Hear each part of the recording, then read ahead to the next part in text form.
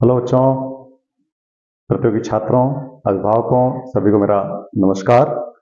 मैं राजेश कुमार सरोज आज फिर आपके लिए एक नया टॉपिक लेकर के आया हूं हिंदी में। संज्ञा। संज्ञा ही नहीं रहेगा, संज्ञा, सर्वनाम, विशेषण, अव्यय और विलोम शब्द, अनेकार्थी शब्द, पर्यायवाची और बहुत सारी चीजें आएंगी। मैं अभी जनरली तौर पर सभी अभिभावकों से अपील है कि अपने बच्चों को जो भी हाई स्कूल तक सीबीएसई बोर्ड में हो, चाहे सीएसई बोर्ड में हो, चाहे किसी भी बोर्ड में पढ़ते हो, यूपी बोर्ड में हो, कहीं भी पढ़ते हो, हिंदी के लिए यह एक चैनल जो बना है, इसमें मैं बेसिक से लेकर के सभी कक्षा 5 से लेकर के 10 तक, 12 तक कॉम्पिटेटिव एग्जाम के तक एक लेवल दे रहा हूँ, उनको पढ़ाने का कार्य कर रहा हूँ, जिससे वो बच्चे सभी सीख पाए। तो आप लोगों से अनुरोध है कि अपने बच्चों को, अपने साथियों को, अपने भाइयों और बहनों को, जो भी जानने वाले हैं, उन सभी को यह वीडियो एक बार शेयर कर दें और वो देखें। निश्चित तौर पर यह उनके हर प्रतियोगी परीक्षा में कामयाबी दिलाएगा। प्रश्न पूछे जाएंगे। ये बेसिक सी चीज है संज्ञा। मैं इसीलिए संज्ञा को लेकर के आया हूँ। कई बार बहुत सारे लोग कहते हैं कि मुझे संज्ञा नहीं पता है, मुझे सर्वनाम नहीं पता, मुझे विशेषण नहीं पता है। तो मैं इस पर किया हूँ और मैं अभी बता दूं आप लोगों को कि मैं मैथमेटिक्स भी बहुत इंटरेस्टिंग रखता हूँ। मेरा मैथ ठीक रहा है पढ़ने में, मैं पढ़ता रहा हूँ और मैं मैथ को भी लेकर के आने वाला हूँ, क्योंकि गणित भी जीवन में बहुत जरूरी है। तो बिना गणित के जीवन का जीना बड़ा कठिन हो जाता है। तो ऐसे में आप लोगों को मैं बना रहूंगा बराबर। आप लोगों का फर्ज भी बनता है कि हम आपके साथ हैं, तो आप हमारे साथ बने रहें। और जो भी आपसे बन पड़ता है, जितना मेरे से बन पड़ रहा है, मैं आप सभी को जनहिताय में ये सब काम कर रहा हूँ। तो आपको भी जो इस समय केवल एक फर्ज है आपको कि इस वीडियो को शेयर कर दिया करें, आगे बढ़ा दिया करें, जिससे और लोग भी इसका लाभ उठा सकें। बस इतना ही करना है। किताब नहीं है, मोबाइल है और दुनिया कर लो मुट्ठी में, यह एक संदेश भी था। इसी के तहत मैं पढ़ाने का कार्य कर रहा हूं। अभी जो टॉपिक लेकर के आया हूं, संज्ञा। संज्ञा क्या है? संज्ञा एक छोटा सा फॉर्मूला जान लीजिए कि नाम ही संज्ञा है। क्या है? नाम ही संज्ञा है। नाम ही संज्ञा।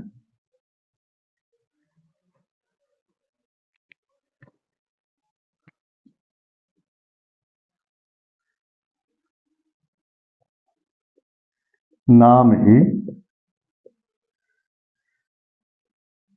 संज्ञा है।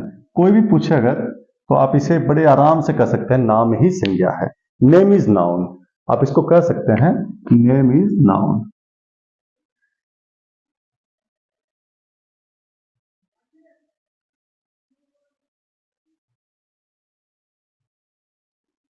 नेम इज नाउन, नाम ही संज्ञा है। तो नाम ही संज्ञा है, तो किसी भी व्यक्ति का हो सकता है, किसी भी वस्तु का हो सकता है, किसी भी स्थान का हो सकता है, किसी भी भाव का हो सकता है, किसी भी जाति का हो सकता है। तो एक जो जनरल सी परिभाषा बनी कि किसी व्यक्ति, वस्तु, स्थान अथवा भाव के नाम को, किसी व्यक्ति, वस्तु, स्थान, जाति अथवा भाव के नाम को ही संज्ञा कहते हैं।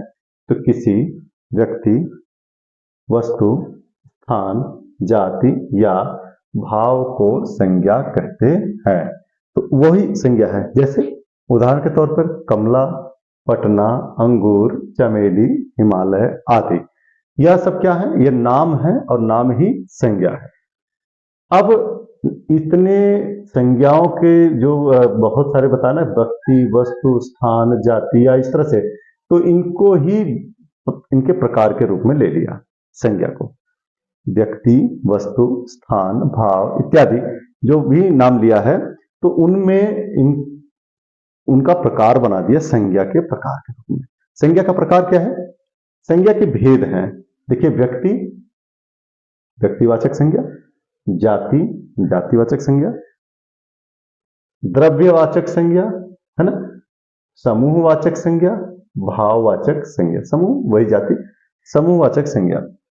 ठीक है। तो यह व्यक्तिवाचक संज्ञा, जातिवाचक संज्ञा, द्रव्यवाचक संज्ञा, समूहवाचक संज्ञा, भाववाचक संज्ञा, तो आपको याद होना चाहिए। जातिवाचक संज्ञा, व्यक्तिवाचक संज्ञा, द्रव्यवाचक संज्ञा, समूहवाचक संज्ञा, भाववाचक संज्ञा। एकदम क्लियर हो गया कि संज्ञा के कितने भेद हैं? संज्ञा के 5 भेद हैं। कौन कौन से भेद हैं? व्यक्तिवाचक संज्ञा, जातिवाचक संज्ञा, द्रव्यवाचक संज्ञा, समूहवाचक संज्ञा और भाववाचक संज्ञा। अच्छा, अब हम एक एक को क्लेरिफाई करके चलेंगे। क्या है? व्यक्तिवाचक संज्ञा। व्यक्तिवाचक संज्ञा से केवल एक ही व्यक्ति का या वस्तु का बोध होता है, ज्ञान होता है। बोध मतलब ज्ञान होता है। एक ही वस्तु का बोध या एक ही व्यक्ति का बोध यानी ज्ञान होना व्यक्तिवाचक संज्ञा कहलाता है। अब इसमें उसमें जैसे कुछ प्रकार दे दिए हैं, जैसे प्रकार क्या, कैटेगराइज कर दिया उन्होंने, विवरण दे दिया है कि किसी व्यक्ति या वस्तु का कौन सा नाम इस तरह से होगा।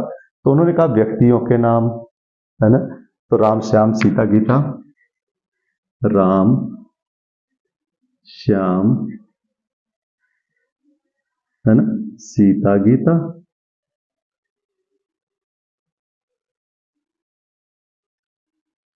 देशों के नाम, आप देश भी रख सकते हैं अपना, भारत, श्रीलंका,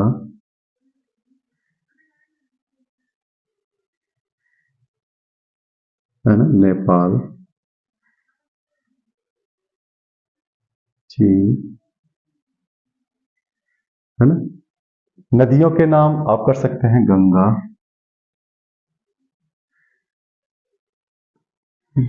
यमुना,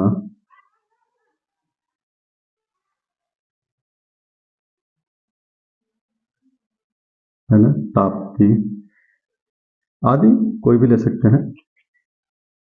शहरों के नाम आप लिख सकते हैं, प्रयागराज, क्योंकि पहले इलाहाबाद नाम था, अब प्रयागराज, प्रयागराज, मेरठ, लखनऊ,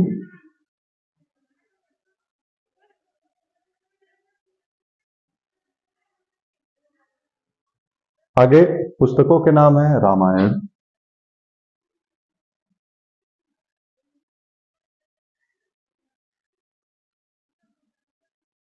महाभारत,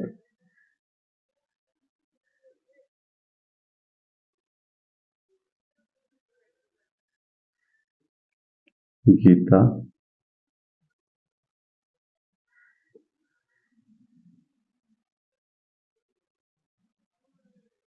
आदि। व्यक्तिवाचक संज्ञा, व्यक्तिवाचक संज्ञा से किसी एक व्यक्ति या एक वस्तु आदि का बोध होता है। एक वस्तु, एक व्यक्ति का बोध होता है, या एक ही स्थान, एक ही, है ना, तो उनसे एक का होता है, तो इसलिए हम इनको व्यक्तिवाचक संज्ञा कहते हैं, पर्सनल पर्सनल। तो देखिए अब इसमें व्यक्तिवाचक राम श्याम सीता गीता हो गए। देशों के नाम में भारत, श्रीलंका, नेपाल, चीन बना दिए। नदियों के नाम में गंगा, यमुना, ताप्ती बना दिया, मान लीजिए। शहरों के नाम में प्रयागराज, मेरठ, लखनऊ कर दिया। पुस्तकों के नाम है रामायण, महाभारत, गीता आदि। तो यह एक व्यक्तिवाचक संज्ञा है। आगे हम जातिवाचक संज्ञा लेकर के आ रहे हैं। तो जातिवाचक संज्ञा, इसको स्क्रीनशॉट ले लीजिए, आगे चलते हैं। लीजिए, ओके।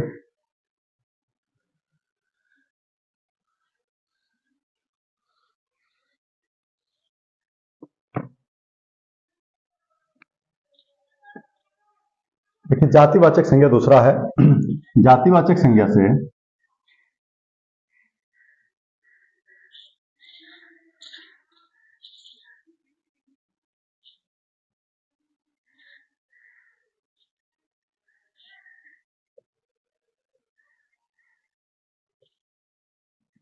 जातिवाचक संज्ञा से पूरी व्यक्तियों या वस्तुओं की पूरी जाति का बोध होता है।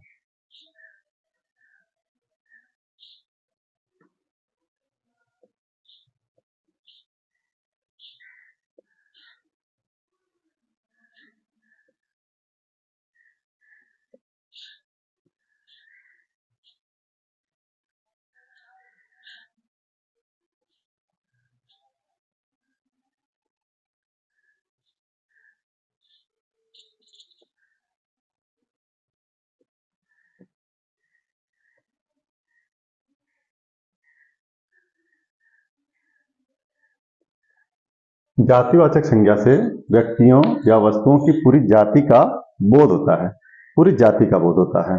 जैसे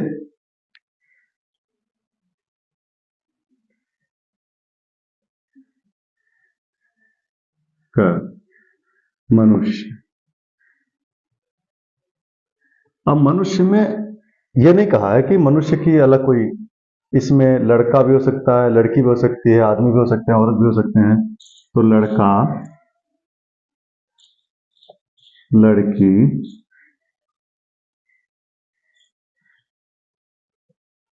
आदमी, औरत, भाई, बहन, है ना। लड़का, लड़की, आदमी, औरत, भाई, बहन। अब ऐसे ही हमें हम पशु पक्षी भी ले सकते हैं। पशु पक्षी जैसे गाय, अब एक गाय तो है नहीं, बहुत सारी गाय हैं। भैंस, तोता, कबूतर आदि, है ना। तो ऐसे पशु पक्षी को भी हम लेकर के इसका कर सकते हैं। वस्तुओं के नाम में आ सकते हैं हम।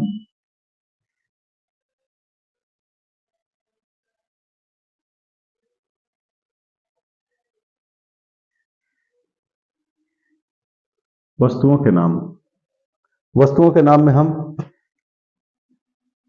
घर, मेज, कुर्सी, किताब, है ना, पूरा समूह आ जाएगा इसमें। इसमें नाम नहीं रखा गया है, पूरा समूह आ गया है ना। अब आगे आइए देखते हैं पदों या व्यवसायों का नाम।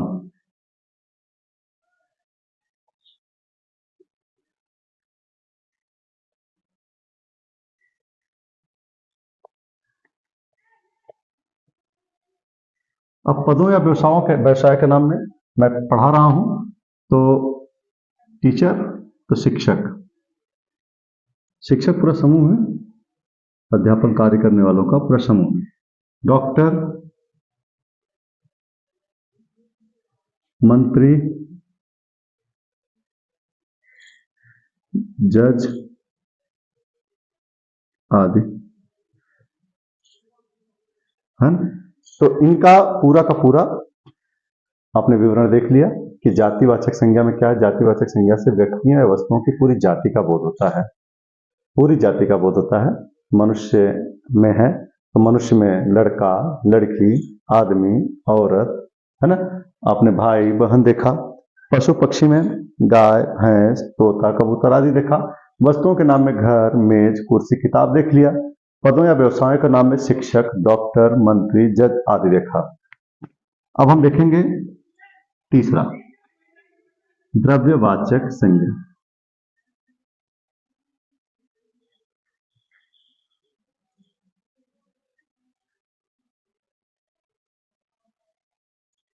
द्रव्यवाचक संज्ञा, द्रव्यवाचक संज्ञा में क्या है?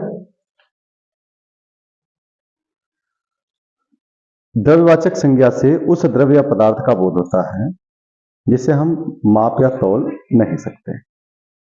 माप या तौल सकते हैं पर गिन नहीं सकते। सॉरी, द्रव्यवाचक संज्ञा में उस द्रव्य या पदार्थ का बोध होता है जिसे हम माप तौल सकते हैं परंतु गिन नहीं सकते। तो इसको लिख सकते हैं द्रव्यवाचक संज्ञा में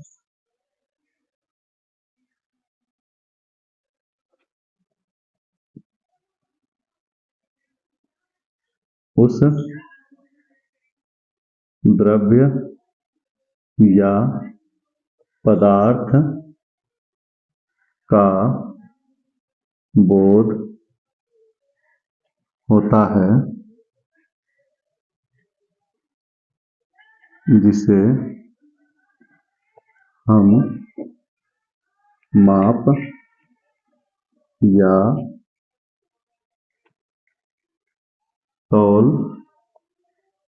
तौल सकते हैं पर गिन नहीं सकते।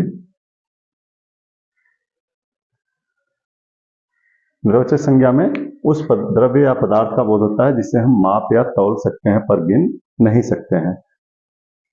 जैसे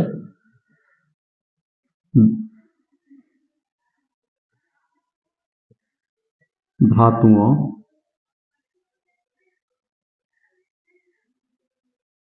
या खनिजों का नाम।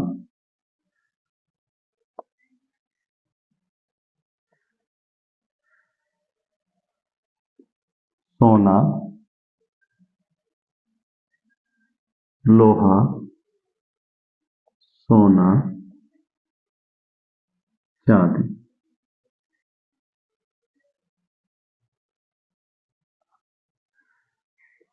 है ना। धातुओं या खनिजों का नाम। खाने पीने की वस्तुओं का नाम कर सकते हैं हम। खाने पीने, अब भाई देखो लोहा है, इसको भी वजन कर सकते हैं किलो में, ग्राम में। सोने को वजन कर सकते हैं, चांदी को ग्राम में या तोले में वजन कर सकते हैं। तो खाने पीने की वस्तुओं के नाम।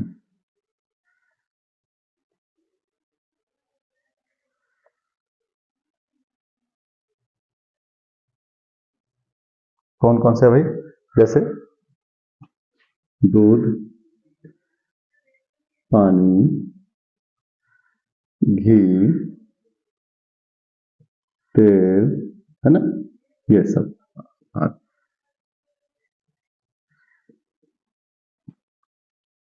तो हमने देखा कि द्रव्यवाचक संज्ञा, द्रव्यवाचक संज्ञा में उस द्रव्य पदार्थ का बोध होता है जिसे हम माप या तोल सकते हैं पर गिन नहीं सकते। तो धातुओं के या खनिजों के नाम देखा, लोहा, सोना, चांदी आदि आ गई। लेकिन खाने पीने की वस्तुएं भी तो होती हैं।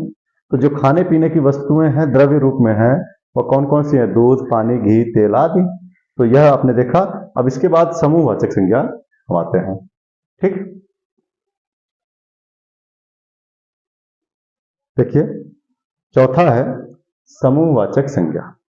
क्या है ये? समूहवाचक संज्ञा। तो समूहवाचक संज्ञा में क्या है? जिस संज्ञा से अनेक वस्तुओं या प्राणियों का बोध होता हो।